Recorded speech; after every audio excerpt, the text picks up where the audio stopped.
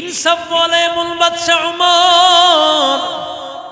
এই জন্য বাদশাহী করলে তো ওমরের মতো করা লাগে, কারণ ওমর গোটা পৃথিবী বাদশাহী করে দেখায় দিয়েছেন কিভাবে বাদশাহী করতে হয়।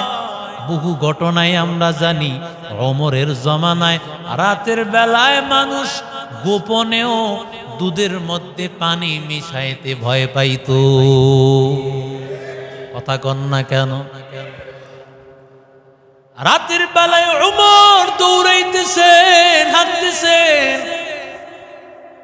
এমন সময় এক ঘরের মধ্যে দেখে বাতি জ্বলতেছে, আওয়াজ। ভালো করে দরজার সামনে দাঁড়াইছেন, দেখেন কোনো আওয়াজ শোনা যায়। দেখেন একজন মা তার মেয়েকে ডাক দিয়ে বলতেছে, মা দুধের সাথে একটু পানি মিশাইয়া বাজারে বিক্রি করলে বেশি বিক্রি করা যাবে। মেয়েটা ডাক দিয়া বলি, মা তুমি কি জানো না এটা ওমরের জমানা, ওমরের জমানায় এমন এমন অন্যায় অবিচার করা যায় না, এমন জুলুম আর বেইনসাফি করা জানে না। কয় ওমর কি এত রাতের বেলায় দেখতেছেন নাকি? ওমর তো রাতের বেলায় তার রাজপ্রাসাদে আছেন। এবার মেয়েটা ডাক দিয়া কয়, মা আমি তো বড় জ্ঞানী মনে করেছিলাম মা, যদিও ওমর রাজপ্রাসাদে ঘুমায়, কিন্তু ওমরের আল্লাহ তিনি তো ঘুমান না।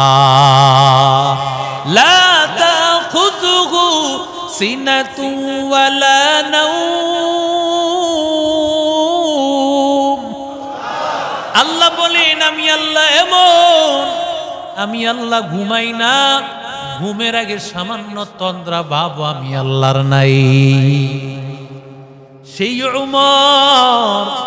ওমর রাদিয়াল্লাহু তাআলা আনহু আল ফারিক বাইনাল হক ওয়াল বাতিল। ওমর বলেন, কার কাছে বিচার নিয়ে আসছো? কারে সুপারিশ করার জন্য বলতেছো? আমি তো পয়গম্বর রাহমাতুল লিল আলামিনের জন্য, নবীজির জন্য। আমার সাথে যদি আমার মা না থাকে, বাবাও না থাকে, পরিবারের কেউ যদি না থাকে, আমার কাছে যদি যুদ্ধ করার জন্য সামান্য একটা লাঠি ছাড়া কিছুই না থাকে, আল্লাহর কসম তোমার বিরুদ্ধে আমি ওই লাঠিটা দিয়া তোমার বিরুদ্ধে আমি আক্রমণ করব। কিছু নাই আমার কাছে, আমার সাথে কেউ নাই, নবীর মহব্বতে আমি এই সামান্য লাঠি দিয়া তোমার বিরুদ্ধে আমি লড়াই করব। আল্লাহু আকবার বলে। ওমরের কাছে কিভাবে সুযোগ পাবে? গেছেন আলীর কাছে। হযরত আলী, তার সামনে ফাতেমা, হাসান, হুসাইন বসা। আলী রাদিয়াল্লাহু তাআলা আনহুকে বলেন, ও আলী,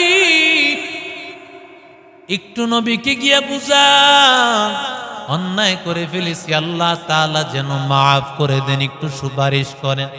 আলী বলেন, বলে লাভ নাই, কারণ তোমাদের মক্কার ব্যাপারে সিদ্ধান্ত হয়ে গেছে। আল্লাহু আকবার বলেন। সিদ্ধান্ত হয়ে গেছে মক্কার বিষয়, কারণ আমার মায়ার নবী রাহমাতুল লিল আলামিন, আল্লাহর নবী আবু সুফিয়ান আসার 3 দিন আগে হযরত আয়েশা সিদ্দিকাকে আমার নবী বলেন, বিছানাপত্র মাল সামানা গুলো গুছাও। কই যাব? নবী বলেন না, নবী কিছুই বলতেছেন না। ফাতেমা আয়েশাকে বলেন, মাল সামানা গুছাও। আবু বকর ডাক দিয়া বলেন, আয়েশা কেন মাল গুছাইতেছো? জানি না, নবী আমাকে বলেছেন, কোথায় যাবে সেটাও আমাকে বলেন নাই। যখন আল্লাহর নবী মক্কার দিকে রওনা করেছেন, আবু বকর বুঝতে পেরেছেন কেন নবী বলেছিলেন মাল গুছাইতে। আল্লাহর নবী রাহমাতুল লিল আলামিনের সাহাবী আলী বলেন, না, বলে লাভ হবে না, কারণ সিদ্ধান্ত হয়ে গেছে। এবার ফাতেমাকে ডাক দিয়া বলে, ও ফাতেমা, হাসান হুসাইনকে দিয়ে একটু সুপারিশ করো।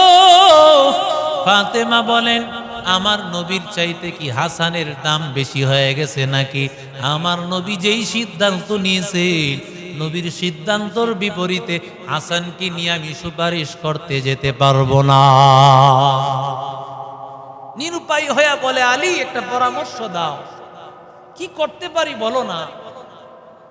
আলী বলেন, একটা কাজ করতে পারো, তুমি মক্কায় মদিনায় মসজিদে নববীর মধ্যে গিয়ে তুমি বলবা যে আমি মক্কার নিরাপত্তা ঘোষণা করলাম, জানি কাজ হবে না, এরপরও গিয়া দেখো।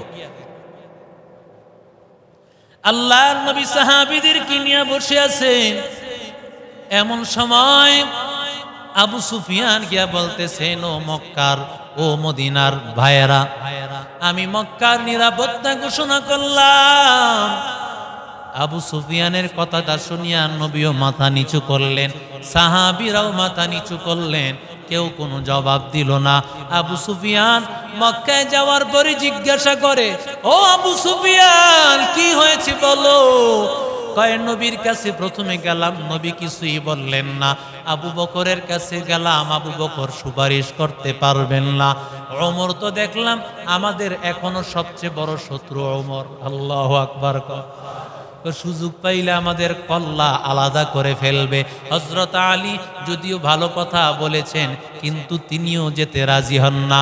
পরামর্শ দিয়েছেন, পরামর্শ অনুযায়ী আমি যখন মদিনায় মসজিদে নববীতে গিয়ে আমি বলেছি মক্কার নিরাপত্তা ঘোষণা করলাম, নবী মাথা নিচু দিয়ে রেখেছেন, সাহাবীরাও মাথা নিচে দিকে দিয়ে রেখেছেন।